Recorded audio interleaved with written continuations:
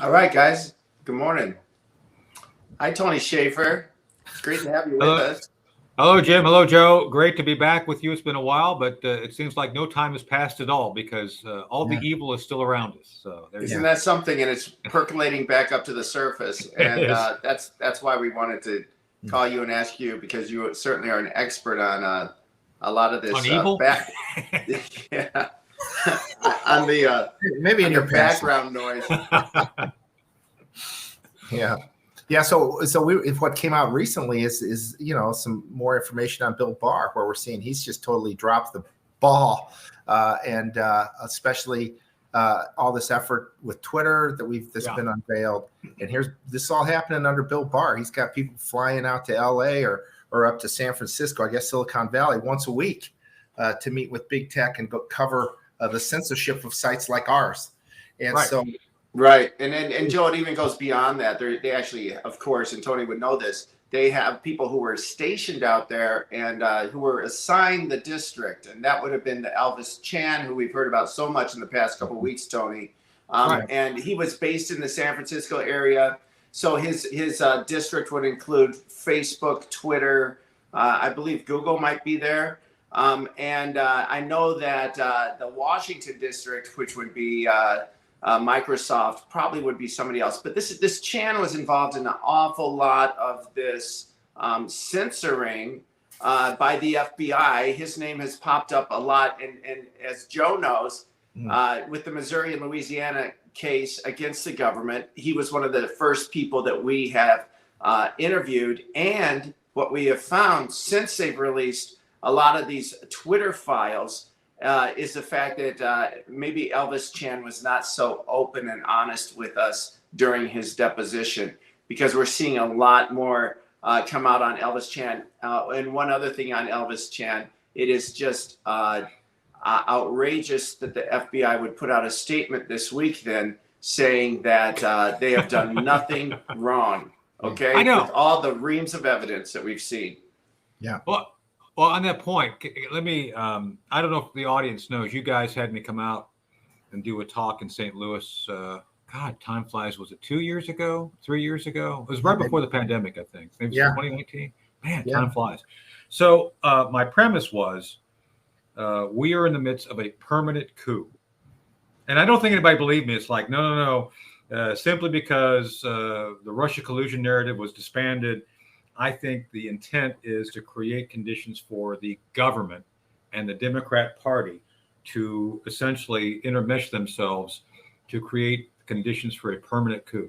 And I said at this event that they're going to give you just enough leeway to look like you're making progress, and then you snatch it away. Is that not what happened in 2020? Where everybody presumed that Trump was going to go on to a victory, and then he gets close. Just missed it, like that old commercial with the guy with the fishing pole. Just missed it. That's what I think this is all revealing. And Joe and Jim, think about what they said in the FBI statements. Like, this is what we do commonly. That is an admission of criminal activities, because what they're doing is covered under the law. It's called 18 Code Section 242, deprivation of rights under color of law. They've admitted to breaking federal code. And that's what, I don't get why nobody's up and down screaming about this. Yeah. But you look at this from just what it is. It's not a conspiracy. These guys are engaging what I believe to be a permanent coup using federal funds, federal bureaucracies, federal law enforcement to advantage one political party, that party being the Democrats. And what is frightening, as you guys alluded to, this was all going on under Trump. Bill Barr, who we're going to talk about here in a moment, was perceived to be a good guy. I mean, I've talked to folks who knew him, and they felt there was that he was sincere for the first couple of years. He was Trump's attorney general. And then something snapped. Gentlemen, I don't know if he snapped, because to your point, all this stuff with social media, Facebook, Google, Twitter, other things we don't even know about, were out there being perpetrated by the DOJ, which had to be reporting to Adam Schiff in the House Dianne Feinstein in the Senate. So I would argue these things were all known to Congress, the members of Congress I just mentioned, but it was being perpetrated as a completely valid, in their world, not our world, valid line of FBI authorities to essentially suppress any dissent using national security and foreign intelligence capabilities to quash dissent. And let me remind people of something here for a second, because I knew we were going to do this. I did some notes to myself. While the FBI was doing all of this, they missed FTX, Sam Bankman-Fried, missed that. They're not doing anything in the southwest border. They missed Ed Buck and his murder of black minorities. They missed Epstein and Maxwell for years. They missed Weinstein and his activities for years. They completely misidentified, and I would argue they were part of the Russia collusion hoax and narrative. And of course, the Hunter Biden hard drive, which we're focusing on now regarding the Twitter files. So instead of doing their job to protect American citizens and interests, they're attacking and suppressing American citizens. It's just unfathomable. Well, and in addition to that, the 2020 election and now the 2022 election. Absolutely. So, which I thought Mueller was the biggest scandal in U.S. history. And then the 2020 election came along. And we saw this clown win sitting in the White House, and he can't even talk. Nobody believes that guy's running. That's what they want. They want that. They want a vessel they can fill and use for their own purposes. Right. And that being Obama and those folks who I think are the ones really running the Biden White House. So. Tony, I was going to ask you, at what point did this deep state, because we believe, and we're starting to get more information, at least we're starting to believe more of the conspiracy theories that were out there for years. But at what point did it become, the deep state go from just deep state to then being a branch of the Democrat Party? Because it seems like it didn't used to be that way. It's an excellent question. And by the way, I mean, Elon Musk seems to be tossing some pretty big bombs out there about what he believes. That's great. So it's really stirring things up. I think I would call it the deep state is also, AKA the administrative state, the state which exists, which is the permanent bureaucracy which runs most federal bureaucracies. And I believe the deep state has always gone with the political party that gave it most advantage. Now, advantage generally means that, as Chuck Schumer said, the intelligence community has 9 ways from Sunday to get back at you. And that's true. That's why the Democrats caved and said, yeah, we're just going to do whatever you want. So I believe it's because the Democrats are much more pliable.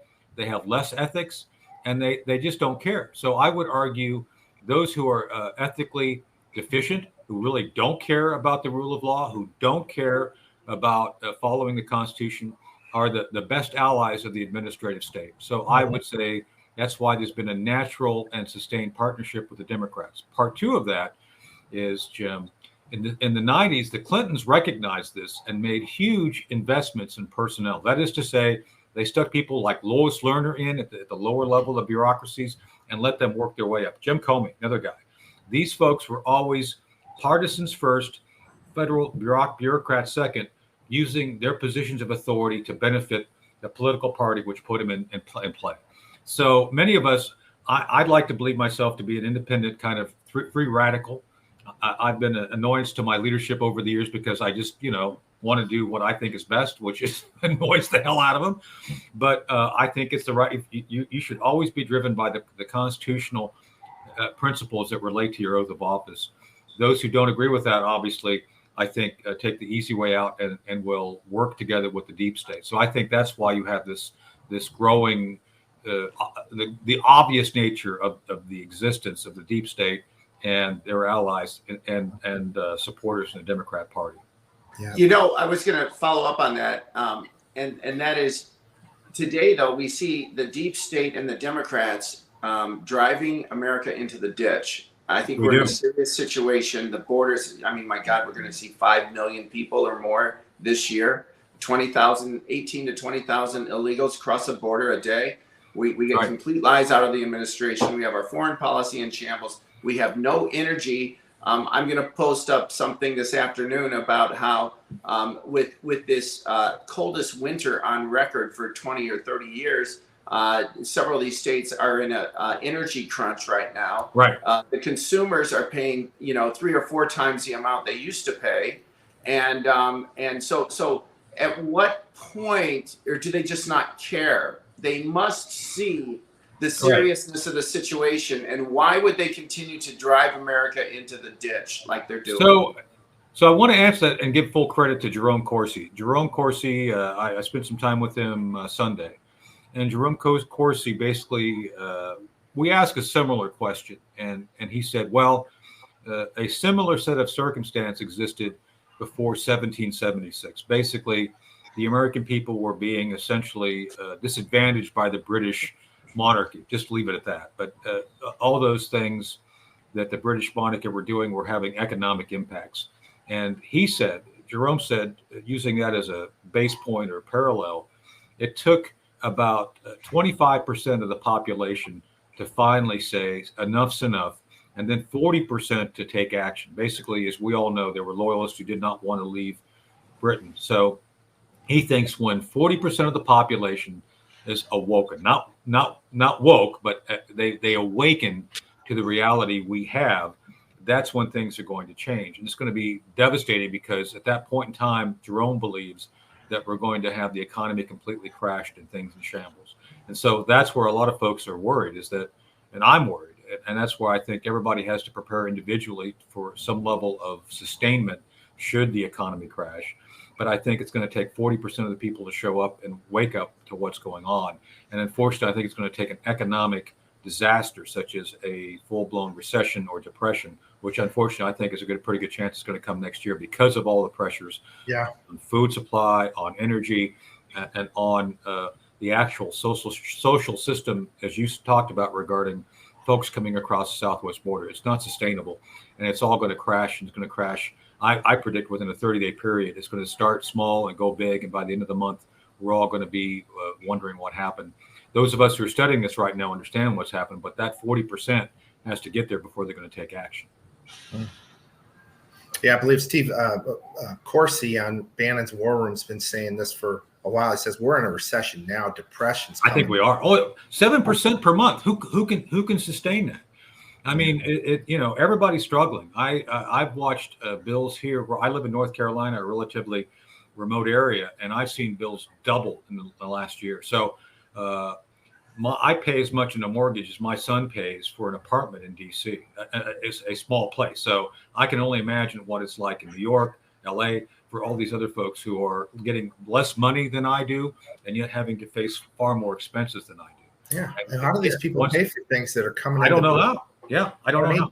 Is that what they did with this bill? I mean, I think we could talk about this for some time, but I think we should come back and talk about this more. Yeah, but I do want to get to the Bill Barr stuff. I know you guys. Let's do that, and we will just guarantee to people that are listening that we're gonna revisit a lot of this with you, and really look forward to it. We'd love it too. So the thing that we were going to talk about today really was Bill Barr, your interaction with him, but after the 2020 election, and especially in regards to some activities that occurred up in Pennsylvania. So yeah, I'll lay it out again. You guys did a great job, and you guys wrote about this. So there's an article out there you may want to put back out for your folks that we did a while back where we lay it all out. And I don't want to relitigate all of that, but I'll just give everybody kind of the high points. And obviously, I think what we're coming to talk about here is the context. Back when I talked to you about it before, it's kind of fantastical. Well, it's not fantastical now when you put it in context of Twitter, Facebook, and Google all being under basically government influenced under Bill Barr. So I guess it's not that fantastical if you put it in context of the time period and those things going on behind the scenes. So basically, in 2020, there was an anticipation, I would almost say an arrogance by Team Trump, thinking they were going to walk away with an election win. I think they did. I think that they did win by a good margin. But as the left had said, there's going to be a red wave. And that was their way of preparing people for the unending counts that would continue until they found or manufactured enough votes to beat Trump. That's what happened. And our side wasn't prepared, even though I would argue that I count myself amongst those who warned them. I was the national security advisor to Trump 2020. I advised them. They didn't take the advice, but it is what it is. And I think that's what got us in trouble. So right after that, I'd worked with the Armistead Project on a number of issues relating to whistleblowers. One of those whistleblowers which came forward was a guy named Jesse Morgan. Jesse Morgan was a contract mail carrier. That is to say, he worked for a private corporation that supported the U.S. Postal Service in moving bulk mail. And he's one of those guys that drive those 53-foot big old semi-trailers up and down the highway. He worked 5 days a week to move stuff from Bethpage, New York to Lancaster, Pennsylvania. From Lancaster, that mail would go all over the state of Pennsylvania. So his story was 30 days before the election, he was given a special trailer by the dispatcher in Bethpage. And they told him, oh, you're driving this special trailer. You're driving the ballots. So he went back and looked, and sure enough, 62,000 is our estimate. 62,000 of these ballards, these things, these big old things, you stack stuff in. They're about 3 feet off the ground, big old wide boxes full of these trays of curated ballots, all nicely done, ready to count. Gee, the election hasn't even started yet. So these things were moved from Bethpage, New York to Lancaster, Pennsylvania. And then once he got down there, they didn't know what to do with it. He did this run over and over for years, and yet somehow it was, they wouldn't receive the trailer. That was the first clue that something was wrong. And my theory of the crime, gentlemen, is that he got the wrong trailer. He wasn't the guy that's supposed to be driving the ballots, but somehow they made that mistake because there were other contract carriers. I don't want to get in trouble by naming names, but there were other contract carriers we believe were the ones who were actually going to be moving the ballots. It just so happened someone that night made a mistake and gave Jesse Morgan the wrong trailer. And therefore, the rest is history. And so that got moved down there about 30 days before the election. They make him drop the trailer. You never drop your trailer because everything is accountable, but they tell him to go to this post office somewhere off the beaten path, drop the trailer, and walk away. You never do that. Everything is accounted for. They give you little tickets every time you do something. Well, they wouldn't give it. They wouldn't do it. So all we said after we took him in, there's a press conference out there. You all can, it's on internet, the Facebook now still, on YouTube still. You can go look at it. I announced Jesse Morgan. I announced what we found, and that there was clear and direct evidence of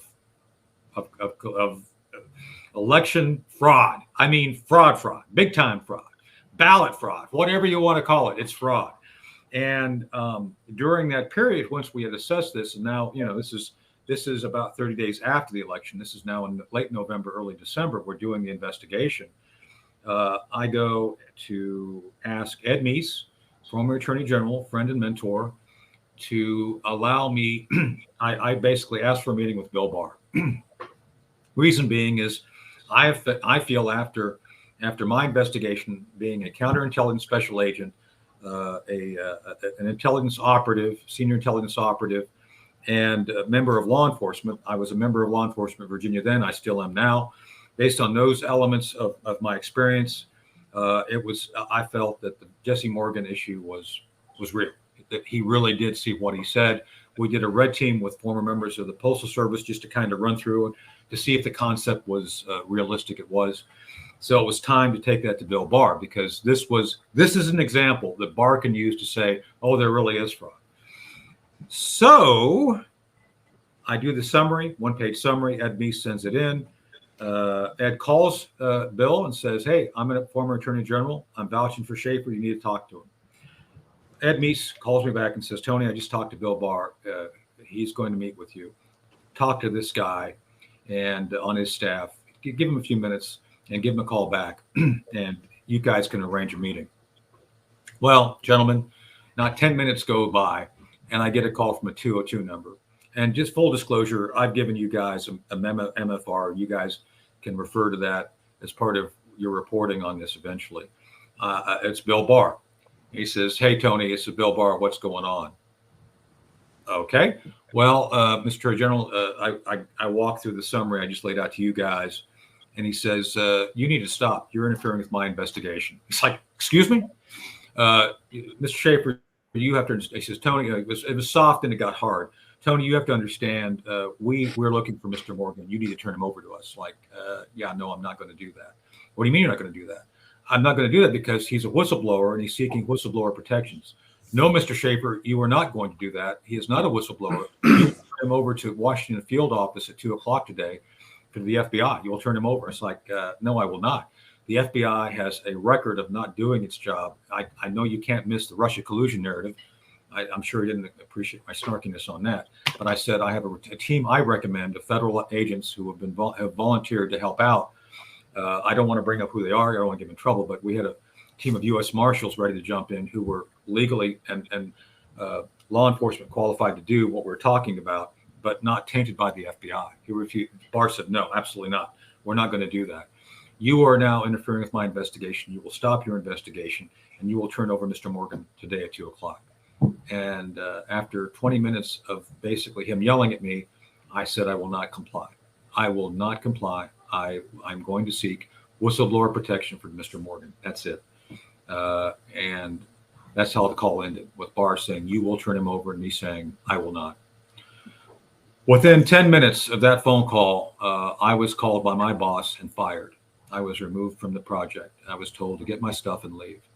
Within the half hour of me being fired, as I was clearing my stuff out, Phil Klein and the Armistad folks were loading Jesse Morgan into a van to bring him down and turn him over to the FBI without representation. They were acted against my recommendations. I have written recommendations on this. I document things very well, gentlemen, just saying. And I refused to do it. And I still believe that Jesse Morgan was a whistleblower. He should have been given whistleblower protections because, gentlemen, after Bill Barr and the FBI got a hold of him, that investigation went away, never to be heard from again. So there you go. That's what happened. Tony, one thing that you shared with me before when we discussed this, you said then that, I believe you shared this, that this ended up being not a DOJ investigation then. It was placed under the post office. It was. So, yeah, and that's the other thing about it is like, gee, I believe the post office was a co-conspirator. I mean, who would allow a felon to go investigate himself, right? I mean, you just don't do that. So a third agency outside should have come in to investigate, because if you have postal employees who are engaged in wrongdoing, to have the service itself look at it, it's like, yeah, we're not going to find anything. That's my issue with DOD and other organizations. Organizations cannot self-investigate. It's abundantly apparent. And so in this case, we were recommending a third party come in to verify this. And to that point, the postal system, for what it's worth, does run with a great deal of efficiency. They track every single document that gets into the system. And for bulk mail carriers, they have a system of accountability because it's an accountable system.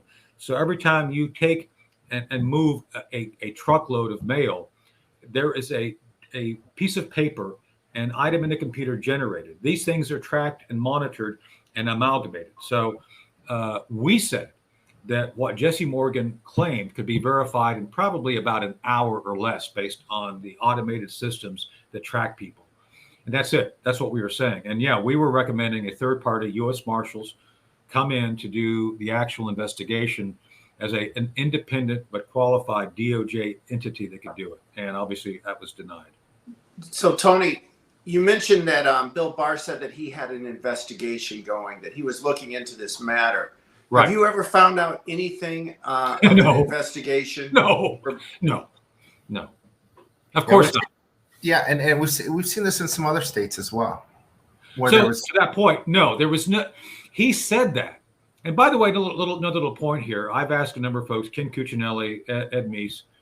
No one else has any memory of a sitting attorney general calling a private citizen who basically had qualifications and was engaged in a lawful investigation to stop an investigation and turn over someone who was a whistleblower to be victimized by the FBI without representation. Who does that? And you guys said in your article, and I still claim, that Bill Barr broke the law by first off directing me to do that, which I refuse to do. So you can argue where the merits are of that. I refuse to comply for what it is.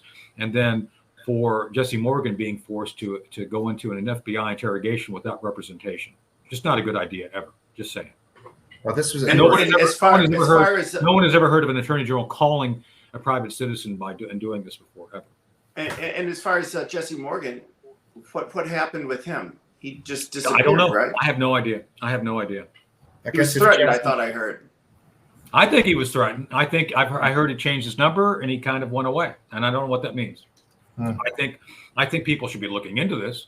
And again, I've said people ought to ask Bill Barr about what I just said. Look, I'd be happy to sit down and debate this with Bill Barr. I don't think he's going to show up. I'm willing to go through and defend everything I did and I said to any member of the media. You guys have been great. I'm open to whatever we need to do. But again, what I find frightening is that no one's willing to ask the hard questions at the other side. What I'm saying is pretty provocative, and it should be. But when you put this in context of the Twitter files, the admission the FBI was in the pants of Google, Facebook, and all these other things, I don't know how people aren't all worried about the fact that it's very clear that the 2020 election was never going to be fair. There was no chance Trump was ever going to win. There was zero chance of him winning. And when you put that in context of what we now know that was going on under his watch, and DHS and Homeland and FBI with Bill Barr and Chris Wray, there was no way he's going to ever win, because the actual apparatus of government and the social media elements which set the agenda and narrative were all in the bag for the Democrat Party. Yeah, Tony, a couple things.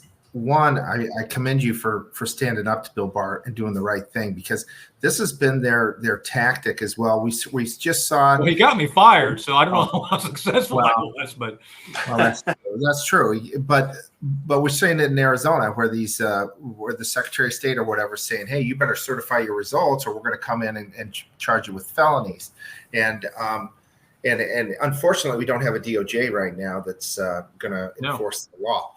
And so we've got to figure out ways to work around that because we've got to save this country. But the other thing that you mentioned is how efficient the post office was.